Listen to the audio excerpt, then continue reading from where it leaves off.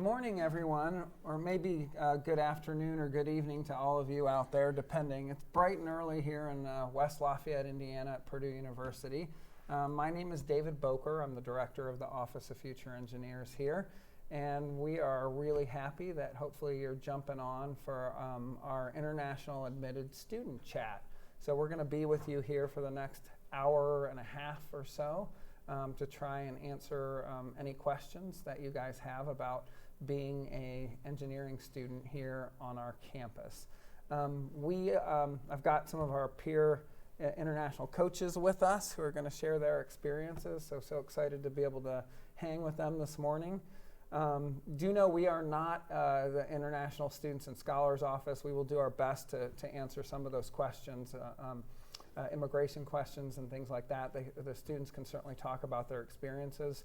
But we may be referring you to their office if you have really individual specific questions about your case, okay? But please do feel free to ask us all sorts of stuff.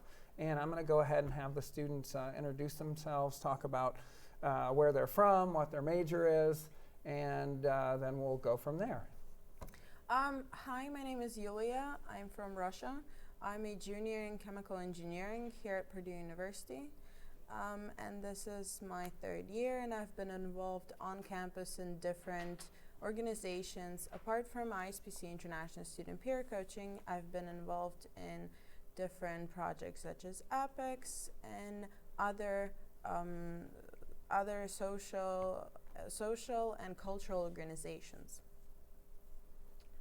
Hi, my name is Rahul Karthik, and I'm a junior in computer engineering. I am also involved in the International Student Peer Coaching Program. I'm originally from Bangalore, India. Other than that, I've been involved around campus in researches. I've had one internship, and I'm going to have another internship this summer, and have been part of different clubs around Purdue. Hi, I'm Annalise Long. I'm a senior in materials engineering. I am from Chicago, Illinois. I have been involved on campus as well, also in the EPICS program for engineering, and I've been involved in different sports clubs here, and I have really liked my time at International Student Peer Coaching as well. Awesome. So I would encourage you guys you should be able to write in any questions that you all have, so please jump in because we're really here to answer any questions that you have. So get on there and get cooking. Or what I meant by that is please write something in. I'll try not to use too many American slang terms and go from there. So do you guys want to talk a little bit about why you chose Purdue? Why come to awesome West Lafayette, Indiana? And so who would like to maybe start with that? I can start with that. So the main important part of my decision process was based on the quality of education and how much actual practical experience we get to have at Purdue University. One of other things that I always wanted to be in chemical engineering, and when I applied for first year of engineering here at Purdue University, I knew that Purdue is well known by its very good standing in terms of as an engineering school, but also as a chemical engineering school. And that's why also I wanted to have not only class knowledge and only theory, but also I wanted to be involved in different practical organizations and clubs. Like, for example, I'm involved in ChemiCart, which is basically we're building a shoebox-size cart that is running on chemical reaction. That's what I always wanted to do, and that's why I chose Purdue. That's really cool. Are there many other students from Russia here, just out of curiosity? Yes. I know that there are about 20 other Russian students here at Purdue University. Most of them are full-time students. They're about 50% from St. Petersburg and about 40% from Moscow. The rest are from other regions and from other cities from Russia. There are also a lot of other Russian-speaking students who are not from Russia, but who are from Belarus, who are from Kazakhstan. And so we have a whole community that if you want to be involved with or spend some time more, you're always welcome to. And Purdue has one of the largest, and you guys probably know this, maybe that's why you've heard of us or applied. We have one of the largest percentage of international students. I think we're top 5 in the country. Within the College of Engineering, I want to say we're somewhere around 16 to 18% international students. The university has 120 different countries represented. So one of the things I love about this place, being from actually Indiana, is how international and global this community is, and how you get to learn about different languages and cultures and all those sorts of things. So we've got some questions going, but I'll go ahead and have you guys talk a little bit about why you chose Purdue, and then we'll get into some of these questions. Okay, so why I chose Purdue is similar to what Yulia was saying about the quality of education. So as compared to other universities I was looking, Purdue is one of the top for engineering, and is pretty highly ranked even for computer engineering. And so that's one of the main reasons why I chose Purdue. In addition to that, all of the practical knowledge that is gained through lab courses and through different curriculum that is structured in a way that it's different from other universities. I think that was the second factor on why I chose Purdue. And the last one would be the amount of experience you gain in industry and research. The amount of research opportunities here are endless. You can get a research with almost any professor you want to. And internships, well, there are a lot of companies that come to Purdue. About 300 companies, over 300 companies come each semester to Purdue to recruit engineers for a variety of jobs, and a lot of them come for computer engineering as well. And I make sure that I attend these career fairs to talk with these recruiters to get internships and jobs. And so these opportunities really brought me to Purdue. Awesome. Yeah, so I really wanted to go to a super big school, so I kind of put it around Big Ten, because I am from the Midwest, so it was sort of an easier transition being close to home, so that was kind of nice. But I knew I wanted to go to a big school with really good engineering program, and that pretty much is the definition of Purdue, so I found the right place. Does it feel big? Yeah, it feels big and small kind of at the same time, so I like the atmosphere here. It's very nice. So we got some questions about the first year engineering program. So whoever wants to hop in on this, so how does the first year engineering program work? So I guess, can someone describe what the first year is like a little bit and how you transition into your major? Whoever would like to start. Who wants to jump in? I can take that. Okay. So the idea of the first year engineering program is that all students who are interested in engineering are enrolled in the first year engineering program, and it's the first year as a freshman you go through that program. It has a few mandatory classes that you take, and based on where your interest is in the major that you want to transition to, there are other elective classes that you have to take for that major. So all engineers would generally have to take engineering 131 and 132, unless you're doing an honors class, which is a different set of 2 classes, which are the basic engineering classes that you have to take. In addition to that, you have to take all of your calculus classes, physics 172, and then you have an option between taking CS and a few other electives based on what majors you want to go into. And all of these, once you take it through the first year, after that you will be able to transition into your major, or rather apply to the major you want to transition into. And based on a few factors such as your GPA, such as your engineering index, they would consider you for a seat in that major. And once you get admission into that major, then you transition into the major and take more major specific classes.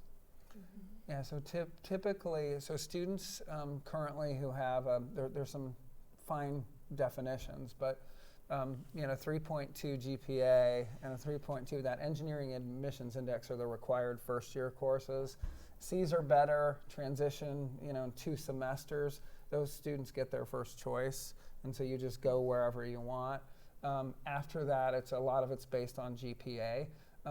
Last year, 94% of the students who completed the first year engineering program got their first choice. So it's not that we're trying to keep students out of different disciplines. There's a few that, depending on the year or the last few years, are a little more competitive than others, as far as we just need to make sure we have space so that when you get over there, you get a really great education. So mechanical and aerospace were the two this past year that were just a little bit more competitive, but for most of the other programs, students all got in who completed and wanted in. Can someone talk about how you learn? First of all, are you all studying what you thought you were going to study when you came in, like the type of engineering you wanted? Because the first year is really about allowing you to change your mind every day, really, until like March, right? So did you guys know coming in? Yes, I was coming in to study chemical engineering, and I was lucky enough to get in, and yes, that's what I wanted. And actually, I wanted to add upon what Raul said about first year of engineering, one note that when I first got my letter of acceptance, I did not understand what does FYE means or first year of engineering, and I wrote the email back and asked, does that mean I have to take a year more? No, it's just the first year of your education, it's first year of engineering, and then you do 3 more years of the specific major that you choose. That's why in total, most of the time, the average bachelor degree takes 4 years. But if you take more classes, you take minor, double major, or you sometimes have co-op or internships that could lead up to 5 and more. That's why I just wanted to clear that out. I don't know, I came to Purdue to study chemical engineering, and that was my goal. And that's why, but I know a lot of people who were considering other options, and they changed their mind after FYE. Also, one of my friends, she's studying currently in Spain on a study abroad. She's also from Russia, and she got into Purdue for first year of engineering, then she got into industrial engineering. But after taking a whole year of classes, she realized that it's not what she wanted, and she transferred to mechanical engineering. So it's never late to really understand and really understand yourself and understand what you want. It's never late to change your mind. You just have to understand what's the best for you. And as long as your grades are pretty good, being able to transition into other majors can certainly be possible. So how does a first year help you learn about the different majors? What happens in those classes, like 131, 132? Yeah. So in your first year engineering classes, there'll be different ambassadors from all the different engineering schools, and they come into your class and sort of give a presentation about what you learned in the major, lots of things like what you could go into industry with that major, if you want to do grad school, different things that you could be doing research on.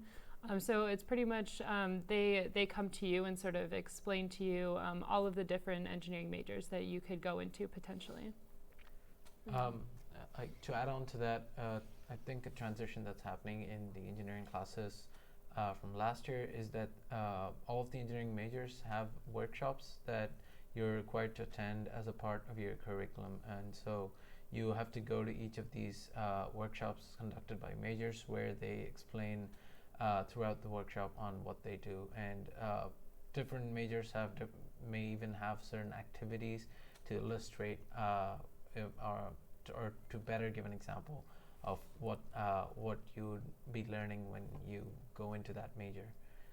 In addition to that, there are other organizations such as International Student Peer Coaching, which hold a major exploration workshop that helps you understand the differences between different majors. And so the resources out there are plenty, and there are many workshops that explain to you what each major does. In addition to also being able to go into office hours of many professors in any engineering. All professors are open to talk about what their major does or what their research does, and so you can always meet a professor and in a particular major, and talk to them about what going into that major means and what they would learn in that major. There was a transition this year as well, using more video as far as videos for the different majors, and then as mentioned, going out and being required to talk to at least a certain number of majors and disciplines to really talk to folks. And so you'll get quizzed on those videos, but they're probably going to be the easiest engineering quiz you have. What is civil engineering? And so do that, do those things. Does anyone want to talk a little bit about the structure of those courses? Because I imagine that was different, the flip lecture style. So for 131 and 132, you're in a team of 4 when you start here. Does anyone want to just briefly kind of talk about what that looks like? And have you guys had any more classes teaming is really common here, right? Yes, it's very common. I would say that some of my big lectures, so I wanted to put more details. So Engineering 131 and 132, basically you're assigned with a group of 4 people and you work on one project for each of the semester, for each of the class. You work on one project that contains multiple stages, and you go through a project, and you have to work within a team. You have to do the reports, you have to make sure to do peer evaluation, make sure that you know the team roles. And it's a great setup helping students to learn how to learn from each other, learn from peers, because in some classes I've taken chemical engineering 205, which is the first chemical engineering specific for my major class, and we were assigned for groups of 2 to 4, and that was extremely helpful that I had to take Engineering 131 and 132 because I already knew the structure, already knew the pattern, how some people want to work in a group, how some people complete assignments or tasks, and it was so much easier for me to correlate and relate my teamwork experience to them. So it's really a great set of courses to really just get you prepared in teaming, design, problem solving, and career exploration. So then you're ready regardless of the major that you pick. Mm-hmm. I think it also helps reaffirm, I hope, the majors that you guys already thought you wanted, because the more motivated you are, the better you're going to do, because we do have really high expectations here. And so you will have some fun, but you'll also work pretty hard at your academics. It's also because for each of the major at the end of your bachelor degree, you will have to do senior design, which is basically a teamwork project that lasts for a whole senior year. So it's start to prepare you for what you need to complete for your bachelor degree. And so we have a question about advanced placement or A-level courses and what they count for. And there you can go online and actually, under the admissions office or international admissions, you can get to a chart. I know with advanced placement credit, typically 4 or 5s, things like calculus, chemistry, history, those sorts of things. Does anyone have experience with A-levels on the panel, or and did anyone take credit or not? What advice would you guys give, maybe? So I was studying in international boarding school in New York City, and I took IB diploma, which is very close to AP classes. And I took a lot of high-level classes. I took English literature, and I took Spanish high-level. My Spanish high-level counted for half of my electives, general electives that you need to take at Purdue, and it counted as part of my higher courses. So it does transition very smoothly, the same way my English literature class transitioned to my English literature. It was English 300, and it also covered part of my electives. And I'm pretty sure I know students with A levels versus O levels that have come in with some opportunities to have credit in certain math and science and English courses. And so that'll be something that you will discuss with your advisor. But certainly we can try and help you get to the link to kind of see how that works. Most students, and you guys tell me if you're most students, maybe you're not, I seem to take the credit. Again, for math and science courses, we just really want to make sure you're comfortable with content before we have you hop into Calculus 2 or Calc 3.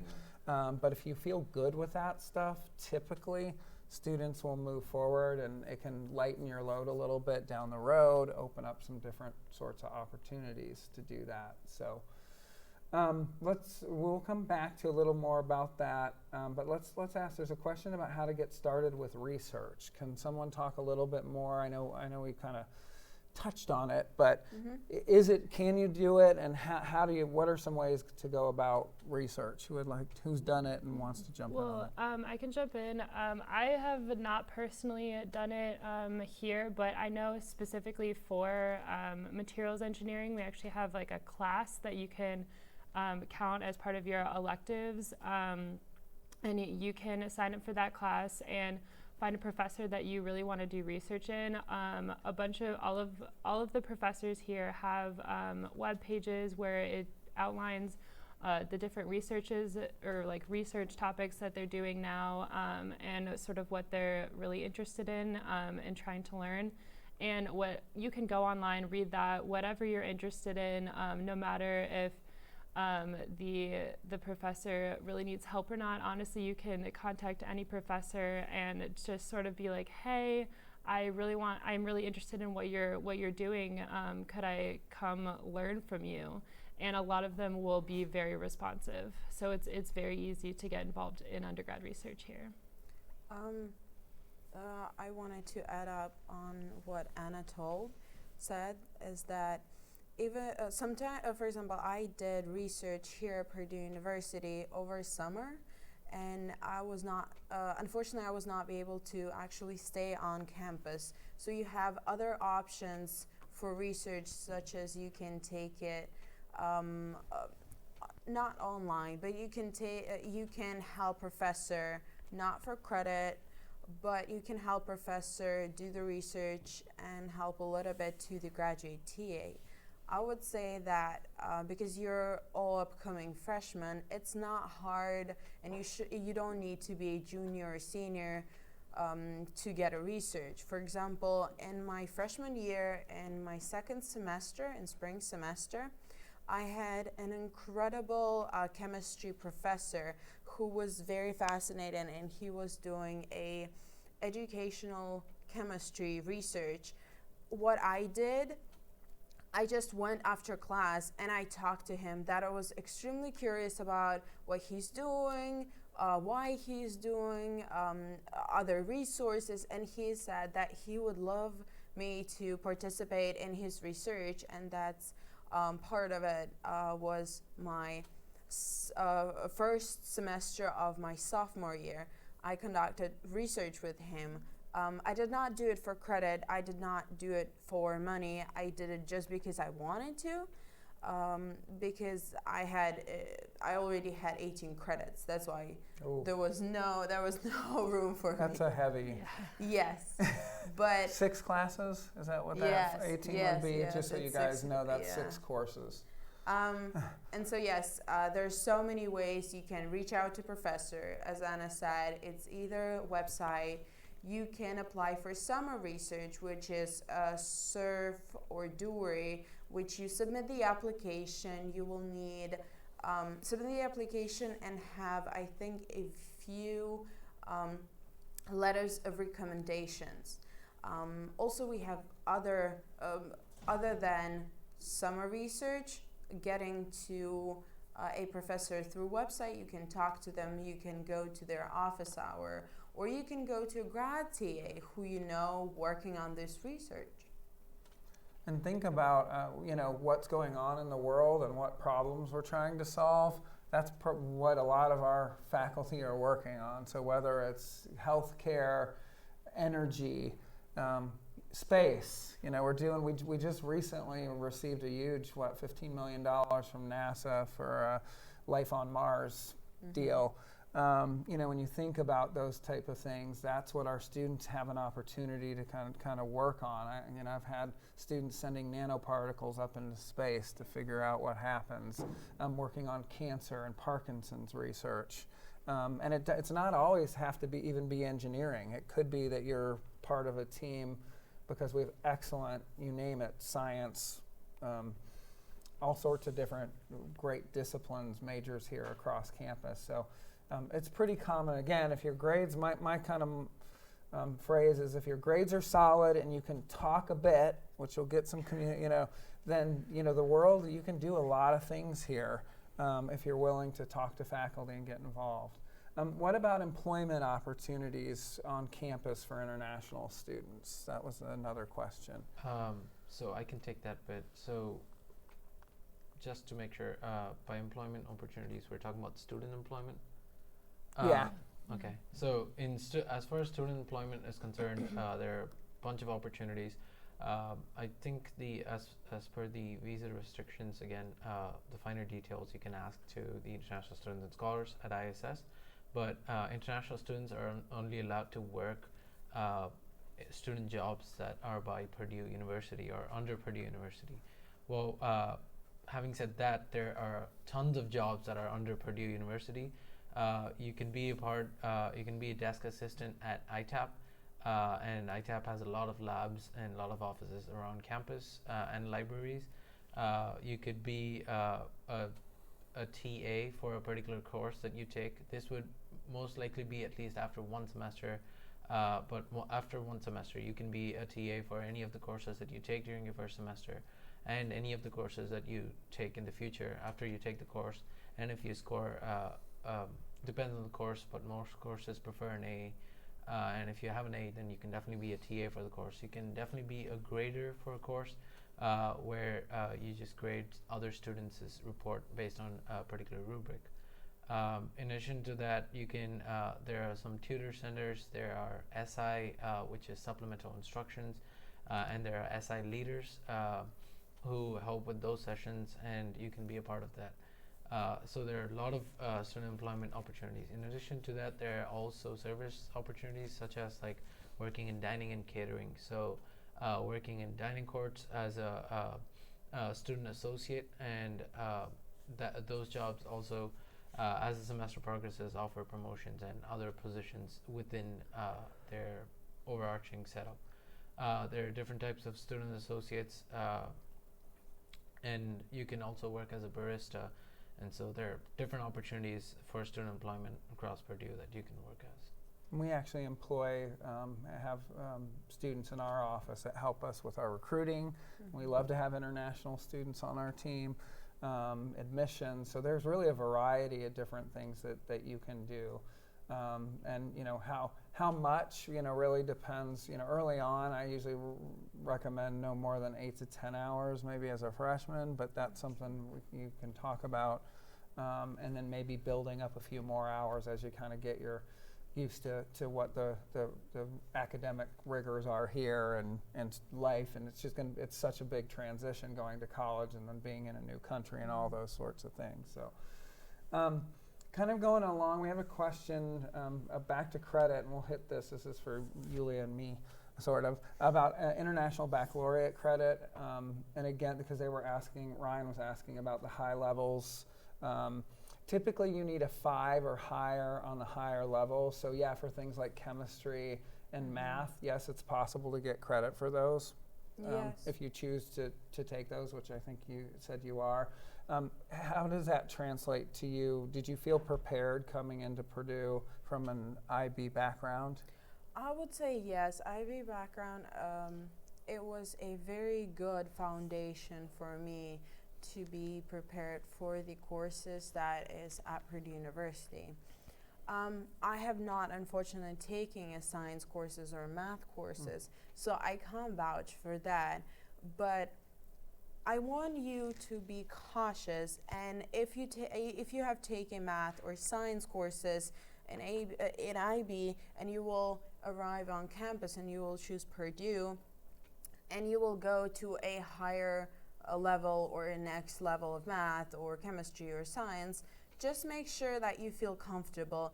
I know that you have up to 2 or 3 weeks at the beginning of semester that you can withdraw from class without having a bad grade on your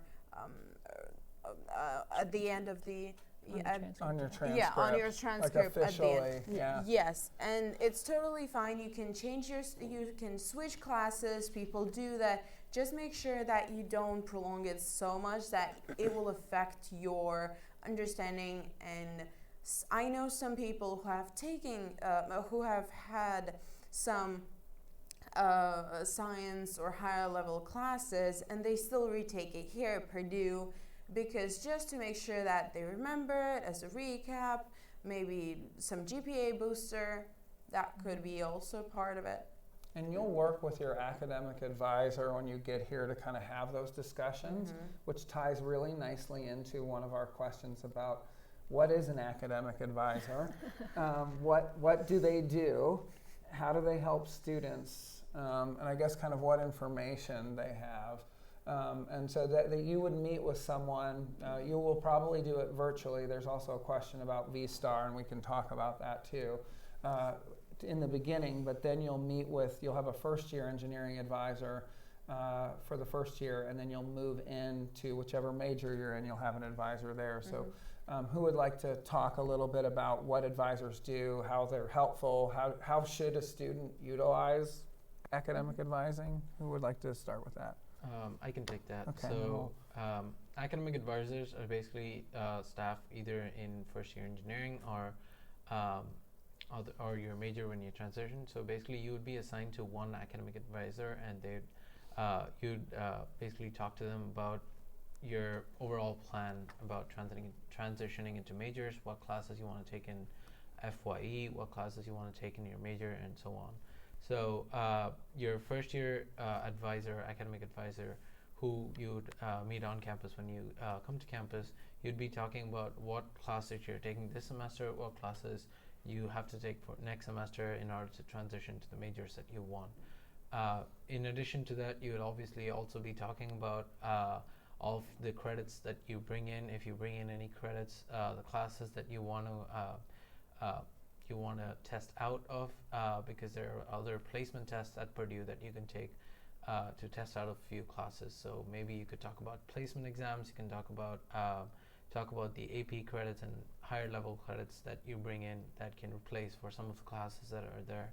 And they will give you an idea of how other students have felt about a course, and maybe give you a better idea of whether you should take a particular course or not. And so if you're not sure whether you should take Calc 1 or Calc 2, and you already have credits for Calc 1, and they can talk through with you about how hard it might be for you, how hard generally students who face Calc 1 or Calc 2 feel like, and what the learning gap between both are. And so they would completely help you transition and try to make you understand what classes you need to take.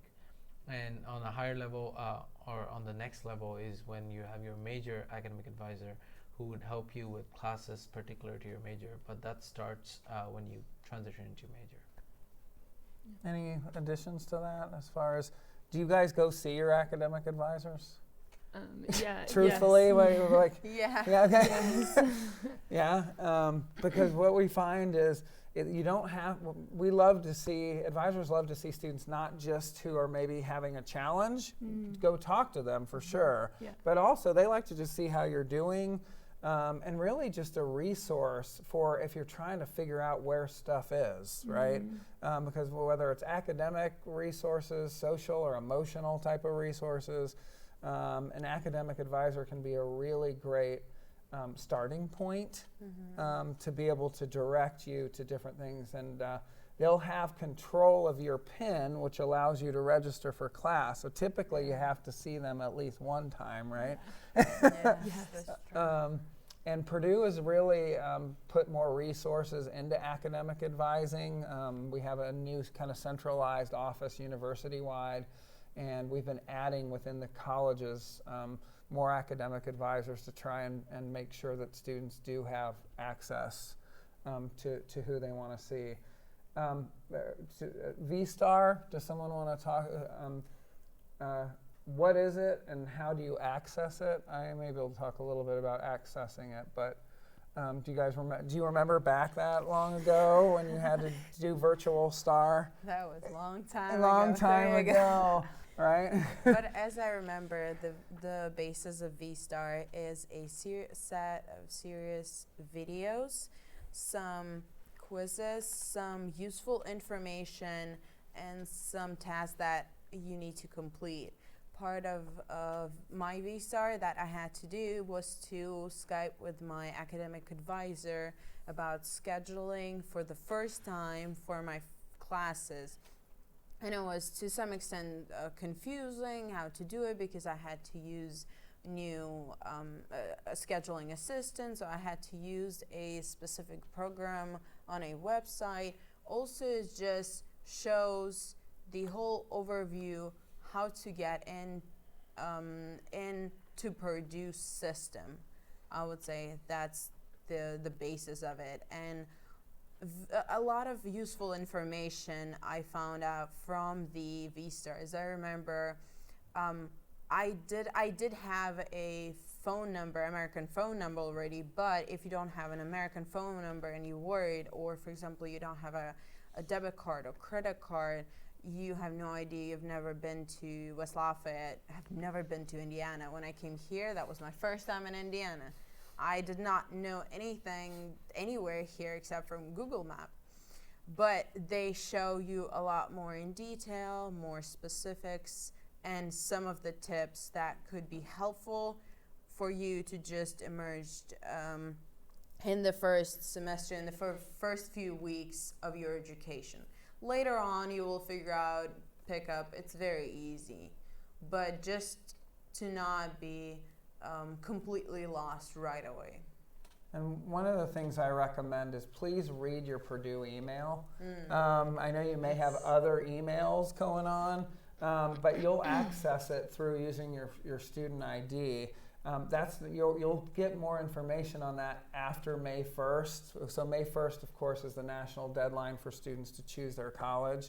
And so and I wouldn't say May 2nd because we're still trying to figure things out, but probably like the middle of May is you will start receiving lots of information about how to get ready if you choose Purdue, which we'd love that, how to get ready and what are the things that you need to do over the summer in order to be prepared to come here.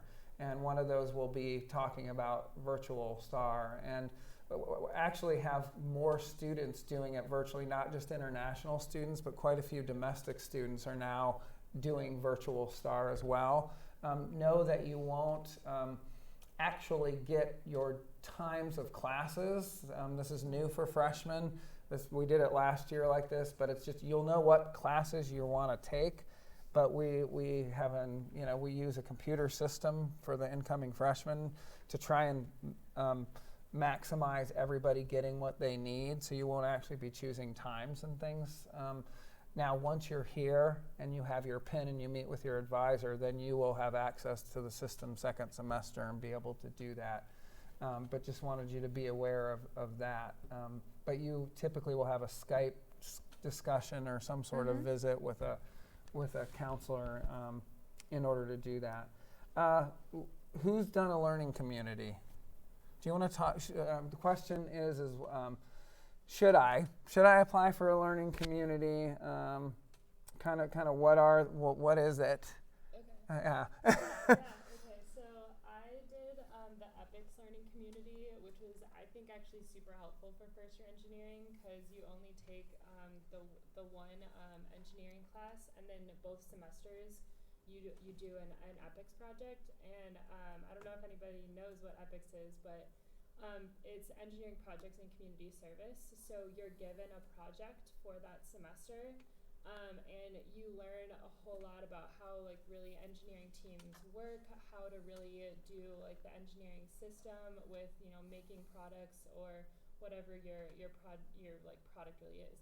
And so that's was super helpful for me for first year engineering. So I really liked that program. But the learning community specifically, I super liked because it was people who were taking the same classes as me. We could do homework together. We lived together. We did different social events with because we had like a male counterpart also in the same learning community, so we would do different social events with them. They were all in like my same classes, so it was really easy for me to then make friends, you know, have people to do homework with, and I really liked the environment.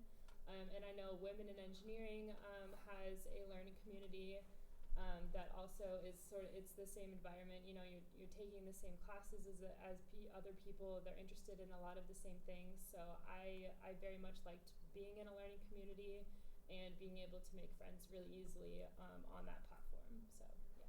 And there's up to, I want to say there's close to 15 learning communities that engineers can kind of, I mean, one's like the marching band in engineers, so you need to be in the band and try out for that, which a lot of engineers are in the marching band.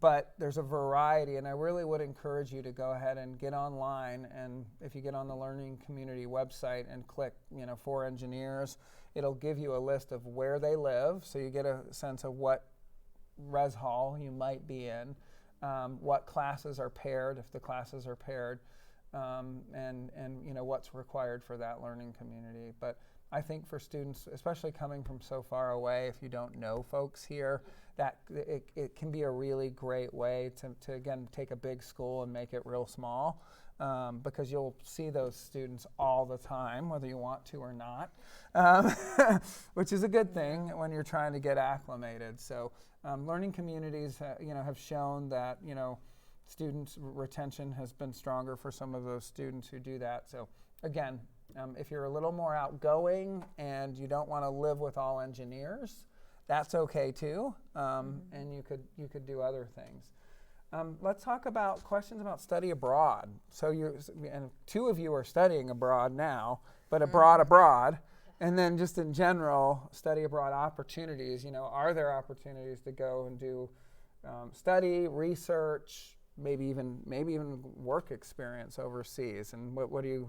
Who's either doing something or knows folks that are doing it, or?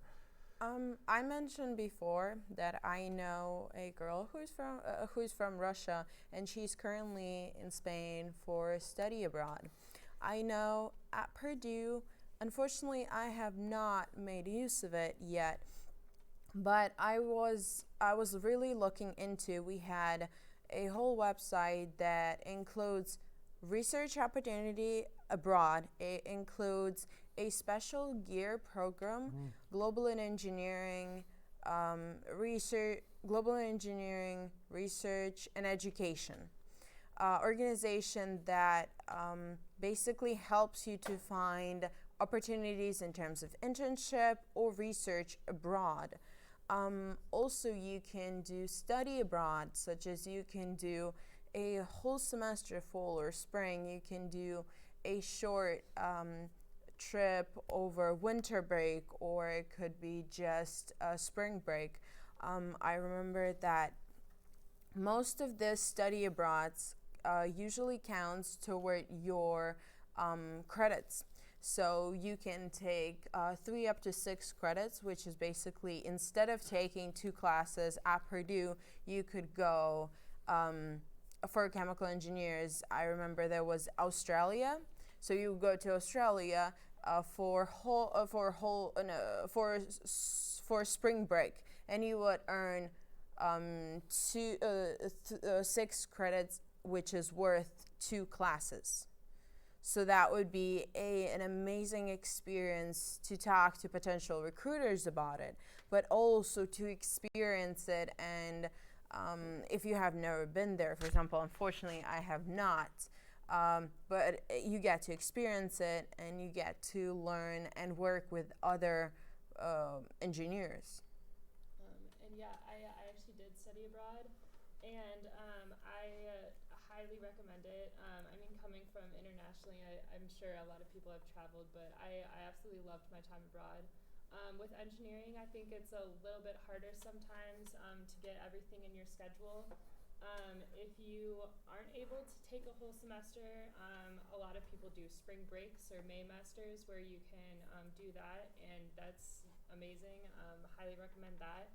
I specifically did not do an engineering study abroad, so I had to take summer classes just so that I graduate on time, which is another option that people can do, and I would highly recommend studying abroad. So. And the GEARE program that Yulia mentioned is really one of the more unique in the country. I mean, because you actually spend 3 months working in industry, 3 months doing like study and research in that country, and then you have students join you back on Purdue's campus to do an international design project. So it's very in depth. There are language requirements for that one, but not for every study abroad. It really depends. A lot of it's taught in English, but there are some that you would need to have some language skills, because we don't want you working in industry and not being able to say stop or ouch or something That's within true. that country. You need to be able to be safe and do those sorts of things. So Also, one part of the GEARE advantage, if you would be taking or if you would be looking into that program, you will get out of it a minor in global engineering. Yep, which is another really nice addition that Yes. companies like to see for sure. The other thing that's really been a growing area over the last 5 to 7 years too is doing global design projects. So going to different parts of the world and helping them solve problems. So we've got a group of agricultural and biological engineers and mechanical engineers that go down to Ghana and different parts of Africa each year and are working on transportation solutions. So getting food to marketplace and designing carts and cars and things using materials that are already down there. We've got a group that goes to Tanzania. I think that there's some chemical engineers involved in this where they're working on kind of fake drug detection. So not even illegal drugs, but just things like, aspirin and stuff like that is not true, is fake, and how do you detect those things so people are buying product that is actually useful. So if you have those sorts of aspirations as well, Purdue has lots of different opportunities. We have an Engineers Without Borders group that goes to different parts.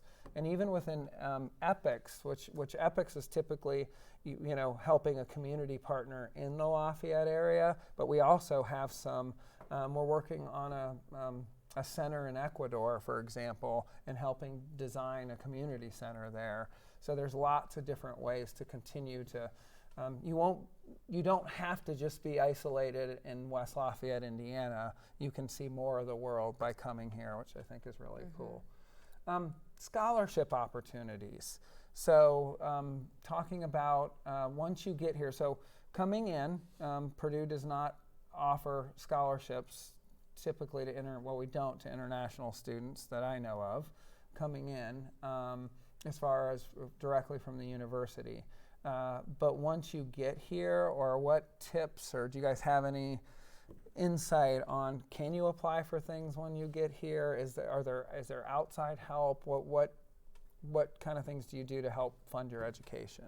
So for international students, one of the main things is that so as you said, there's no scholarships coming in to Purdue in your first year engineering program, but as you go into your majors, I think each major offers their own scholarship, which you can apply to.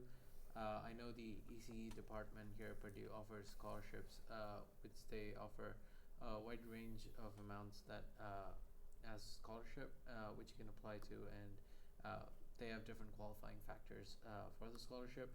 In addition to those, there are most international students apply to scholarships from outside organizations, either organizations in their country that fund their education or other organizations in the US that fund international students.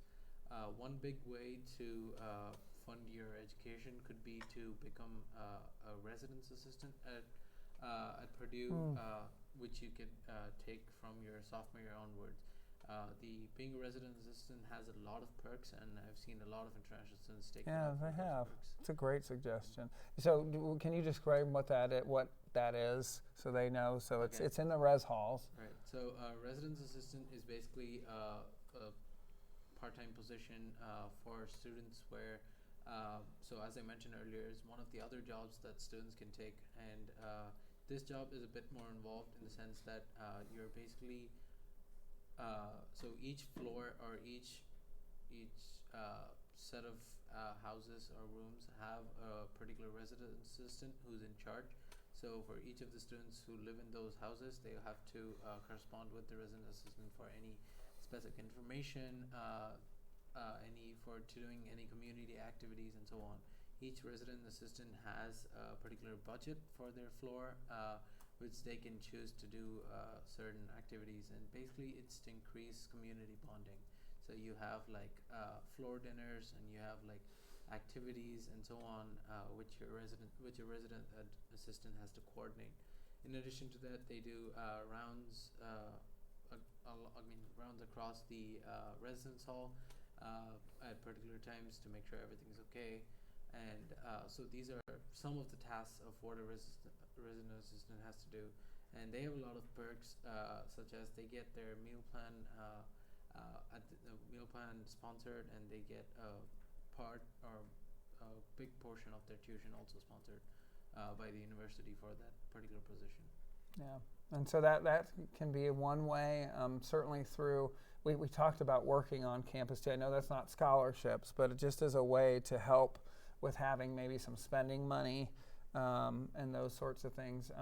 It is important that you really think about, what it's going to, talking with family members on what it is going to cost for the entire 4 years, because we really do want you to come and we really want you to be able to stay.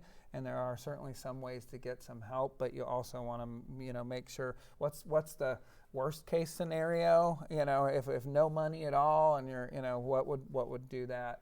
Are there any other tips that you guys have as far as can you apply? I know through bands and Glee Club, and there are other scholarships outside of academics that I think that international students could possibly apply for as well.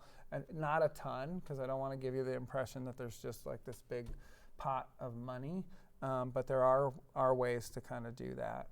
And what about, this kind of goes into, well, let's do class sizes. So questions about class size for the first year engineering courses, and then maybe you guys can talk a little bit about your discipline sizes once you kind of get into that. So who wants to start with do you want to start? Yeah, with first year engineering. How big are those classes, and chemistry, calculus, and how are they divvied up? Yeah, so your freshman classes are definitely going to be pretty large. First year engineering has a lot of people enrolled in it, so those classes are going to be pretty huge. But to make up for that, we have, I know for the regular classes like chemistry, they'll have a big lecture hall, and then you'll do recitations. So you kind of get a smaller class size, like 20-ish people, and then you'll have a TA. So you can kind of get more of a one-on-one there. And then for your really big engineering classes, you'll be working in teams, and then there'll be like 4 or 5 TAs for you to talk to. So even though you are in like a really big class or a really big lecture hall, you're still going to get that one-on-one time that if you need that to learn and really get the grasp on your classes. So even if they can be really big, you can still get that one-on-one time that you need. And then going into my personal discipline for materials engineering, we're a pretty small school.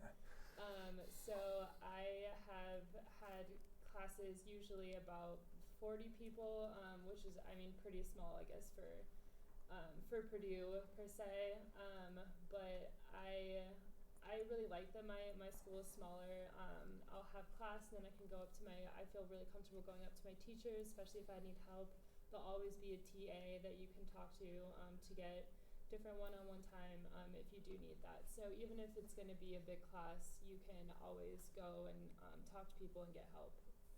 So when we say big class, so chemistry could be 400? Yeah.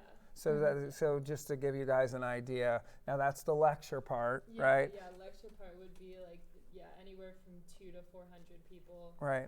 And then you would switch to recitation. I think once or I think it's once a week.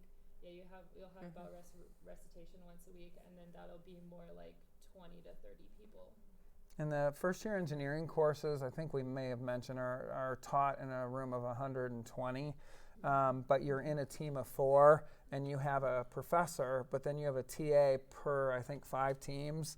And so it's it feels very small because you're watching video for a lot of lecture, and you're coming in and actually doing your homework and your projects. It's very interactive. Is kind of how that works. So yeah, calculus, that's another one that could range, 150 to 400 maybe, depending on what level you're in. But then there's how many recitation sections for calculus? It's at least once a week? Is it maybe twice? I think it's once a week, but there'll probably be there's a bunch of sections for that. Yeah. So. Yeah, because we have about 5 or 6 TAs for each of the classes.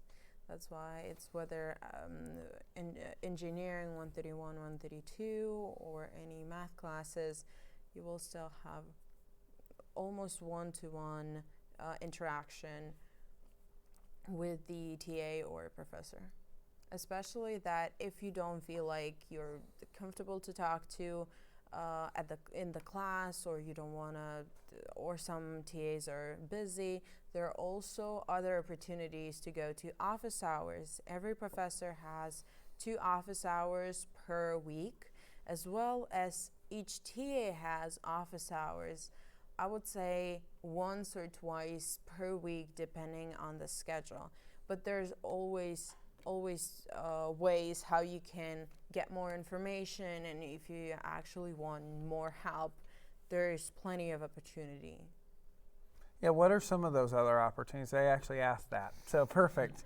Roll-in is, how do I get help for FYE courses outside of the class? So you did a great job talking about faculty. What are some other ways that you guys utilize? Can you talk a little bit about, we've alluded to SI and help rooms, but how do you guys get help? And is it common for students to get help? I think that's something that we need to talk about too. I could take that one. So getting help, there are, again, a lot of resources. So starting with FYE, your engineering 131, 138 classes, they have, I think, 2 to 3 help sessions a week, which are after all the classes during the evenings for 1 to 2 hours, where you just go on a wait list, and then TA comes and helps you or your team with your project based on what you're working on. And for other courses like physics, they have like supplemental instructions, and where you have few TAs in a particular office hour, or like a room where they just keep walking around based on who has questions. And there are also math office hours and help sessions, which are structured in a similar fashion. In addition to all of this, you can also set up times with your TAs if you wanted, or even your professors based on their availability, if you wanted one-on-one attention and help in any of these. You can also go to your professor office hours. As Yulia mentioned, all professors have office hours, and during these office hours also they provide help in regarding any of the course material if you don't understand, or if it's about homework or any such. I know that the EC department also offers tutor sessions, where we have tutors who would sit with you for an hour, an appointment, and you can create appointments where you can just sit one-on-one and talk about whatever courses. And these are even freshman courses, so Calc 1 to Calc 3, and all of the other math, physics, and so on. So we have tutor sessions where you can just sit and work through any of your homework classes and whatnot. And these tutor sessions are mainly led by students who've all previously taken this course and have had experience with the course. The women in engineering also take free tutoring out to some of the res halls that are open to all students that you can go and get support in. And I mean, there's lots of help. We expect students to work together here. I used to say, you know, you do everything in a team except take exams, but I even know some exams now, like in nuclear engineering, where they actually get to take, they do it in a team. So it's very collaborative, and you have to be a little bit proactive, but if you're willing, there are so many resources here to help. As we mentioned earlier, Raul mentioned a whole list where you can find more resources, but if that is not enough or you don't want it, you always have your advisor to talk to and to ask for help. Maybe this advisor will give you some more information, or for example, suggest a person who has taken class before. For example, I know Raul mentioned ACE department, but in every single major, there are tutors. And for example, in chemical engineering department, we received emails from our advisors, and I quite often see our advisor says, I have one student who wants to have a tutor for this class, who wants to take it or who wants to help out. And within the department or at Purdue at all, we're all want to help each other. That's why we're always here for that. Let's switch a little bit to internships and co-ops and getting work experience. There's multiple kind of questions about how do you, first of all, I know you mentioned having an internship, and those, you know, how do you go about doing that? What do you guys, if you have something lined up, what's lined up? What resources are available to help students with work experience? Yeah, so I can take that. So internships and co-ops are an important experience to your college career. And so the way that you can go about them is, as you come in the fall, we have one of our biggest career fairs, which is IR, which stands for Industrial Roundtable. We have over 300 companies who would come, and if you come to campus, when you go across the Memorial Mall, that's where all of the companies usually set up. And so you would see over 400 companies over 2 days, over 3 days in fact, 2 days in the Memorial Mall. And the first day they would have sessions, information sessions, where they talk about their company, what jobs they're giving out this year, what candidates they're looking for, and so on. So you can gain information and then go to the career fair, where what usually happens is the company reps, there are about 2 to 3 company reps depending on the size of the company, and students go in dressed in business formal attire with their resumes in hand, and they bigger companies will have a line obviously, and they would stand in the line or queue, and once they meet the company rep, they would give them their resume, talk about their experience, talk about what experience they've gained over their courses, over other previous internships perhaps, and then talk to them about the opportunities that company has to offer based on what they learned from information sessions. And then they would give that to their to the representative. The representative would either get back to them depending on the need of the company. They might get back to them immediately for doing an on-campus interview, or they might get back to them on a later time for on-call interview. And so basically there'd be a few rounds of interviews, and then that might lead to a possible opportunity for an internship or a co-op. And such opportunities, such career fairs exist throughout the year, and the biggest ones are IR and Expo. IR is Industrial Roundtable, as I mentioned, which is in the fall, and Expo is our spring, which is basically spring IR. It has almost as many companies, and they also take internships and co-ops and so on. There are multiple other smaller career fairs throughout the year, and there are many career fairs that are catered to particular majors. Many majors set up call companies that recruit those majors and have career fairs, and you can definitely go to those majors and talk to those employers as well. And so this is how you mainly get an internship or a full-time position. Some companies give out co-ops during these fairs, but there are also co-op career fairs that help you specifically get co-ops. and that's majorly how you can get opportunities. In addition to that, you can always apply online. Not all, I mean, 300 companies is a lot of companies that come to Purdue, but that's not all of them out there. Yep. Many of the companies who are based on other coasts, like the West Coast or East Coast, might not always show up to Purdue. And so you can always apply to those companies online and have on-call or like Skype interviews, and maybe those could also definitely lead to internship opportunities. Mm-hmm. And I feel like Purdue does a really good job at helping you get prepared for these different things too. Because I know my CCO through Purdue, they'll help you set up your resume. They'll do mock interviews with you if you're nervous about the interview process, and they'll really get you prepared for going to those career fairs and helping you get the job that you want. And co-op for here at Purdue is where you rotate every semester between the same company. They may move you to different locations. It typically adds a year. So when we talk about co-op, if you're with Procter & Gamble, you stay with P&G, and they rotate you, including summers. Whereas an internship typically happens during the summer, but doesn't have to. Sometimes it's in the semester, as long as that kind of works for your schedule and you working with your academic advisor. So know that there are lots of resources here. It is more competitive for international students for internships and co-ops.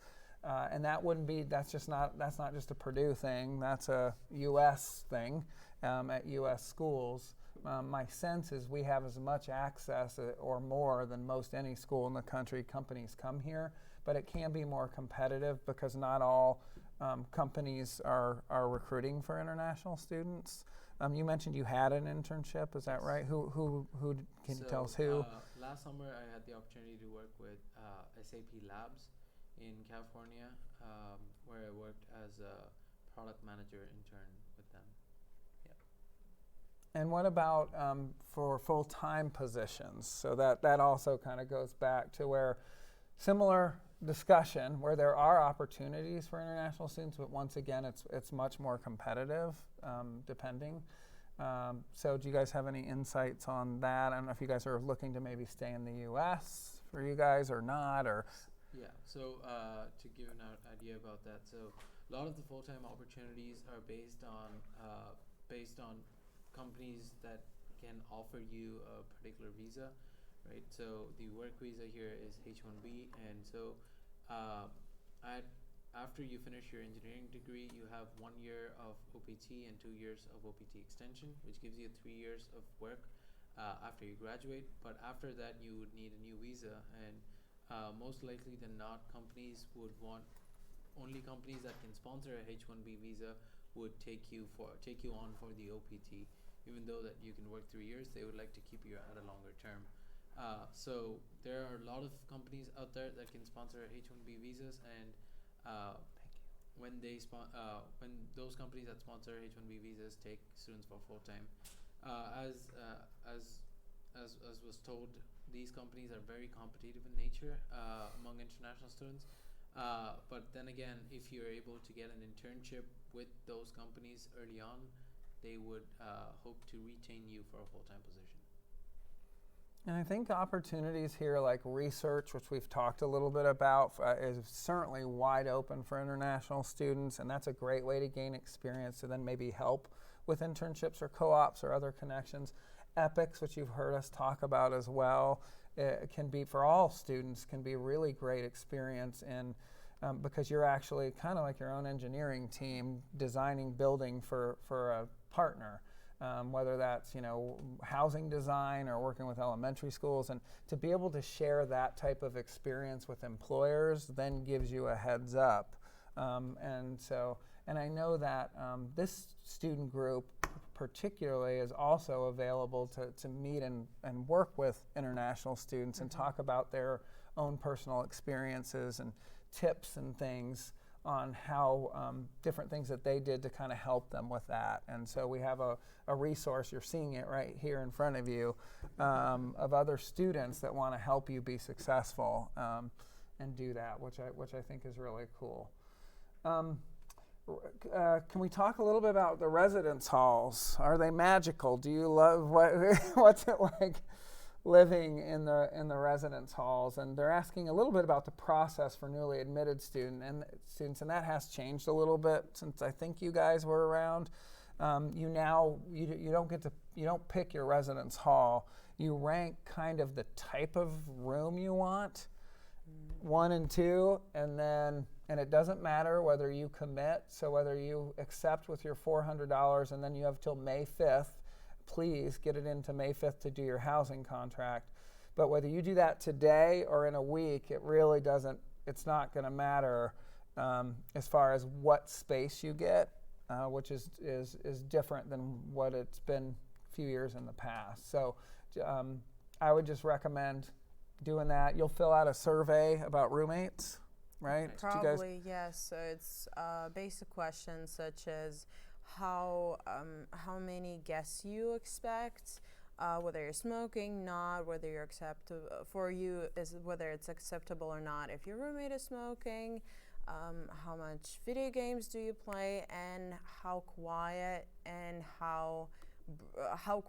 or noisy you want your room, and how tidy or not tidy you are, just to make sure that you have a good experience with your roommate, whether you're a potential roommate. And I can say for myself, because I've been living on campus in a resident hall for already 3 years. I know that some of these students with a higher, in junior year or senior year, decide to go off campus and to lease an apartment or have their own house or apartment, but it's their choice. I decided that it was so much easier because I wake up and in 5 minutes I can be in a classroom. Also, it's very convenient. You don't need to cook, because when you live at the resident hall, you have to take a meal plan. Only if you live in one resident hall, which is Hawken, and you don't have to have a meal plan there. But I would say that the condition of the resident halls here at Purdue is very good. That's why I wanted to stay here for 3 years, because it is very convenient. It is close nearby. I don't have a bike, so I always walk, and I enjoy staying on campus in the resident hall, especially due to, we mentioned before, RAs, resident assistants. And so most of RAs that I've had, we still keep up a very good relationship. We also have buses that go around campus, so when it gets cold, we don't know where everyone's from, but we haven't talked about the weather here. We get full seasons. So for those of you coming from maybe warmer climates, you will need a real jacket. And we can help you with that when you get here. You may not know what a real jacket is until you get here. Yeah. But we do have the buses that go around that can also get you to class. And really walking, if you're on campus, maybe 20 minutes, unless you really walk slow, to get from the farthest dorm to maybe Armstrong, 20, 25 minutes. But yeah, that's pretty much it. It's a pretty easy to walk around. And the dining, the courts, the food, what would you guys say, about the food?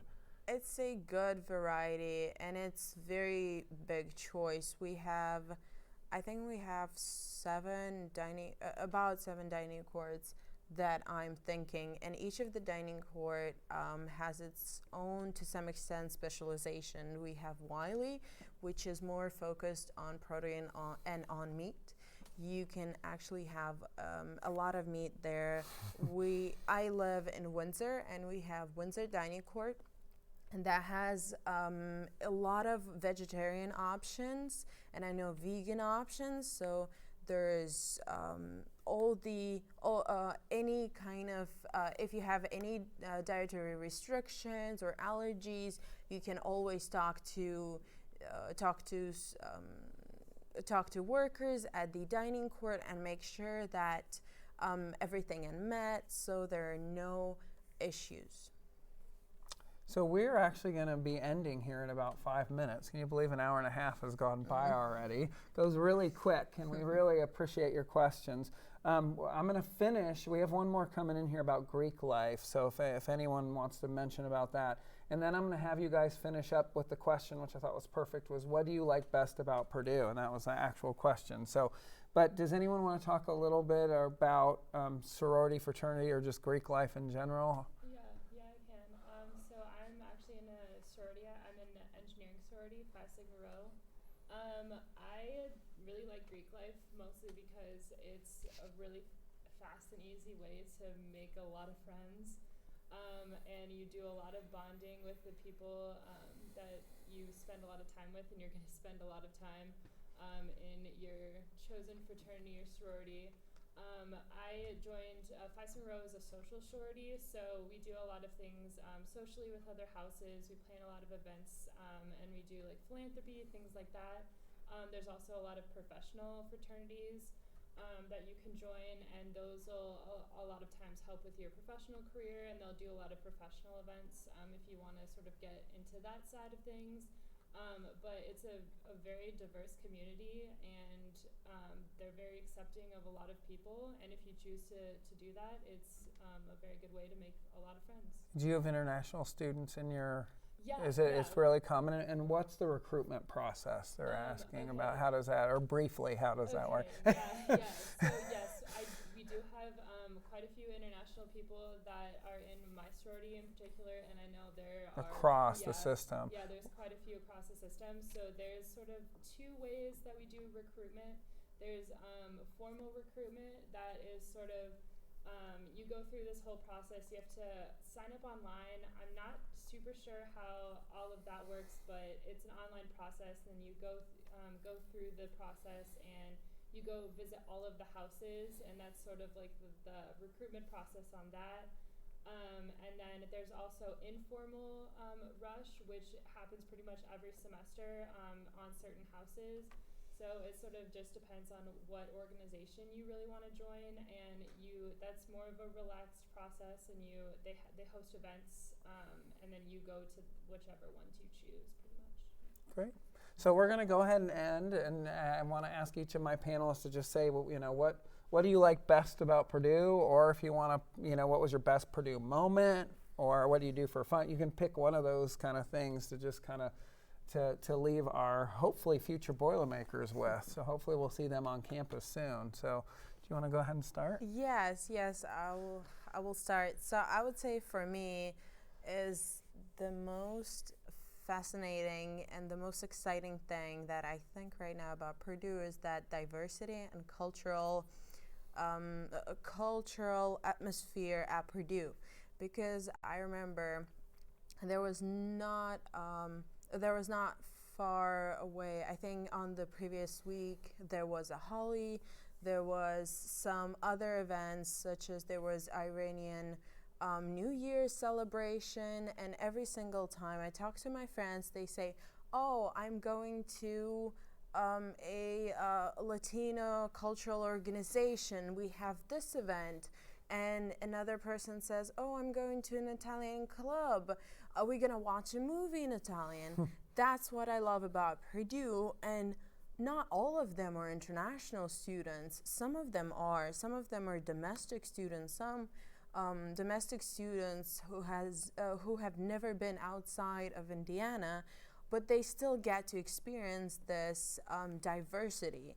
And that's why part of for international students and domestic, that how our Venn diagram interact, and that's how Purdue is our own small world, but represents such a huge variety of culture and nationalities. One Great. of my favorite Purdue experiences is Border Gold Rush.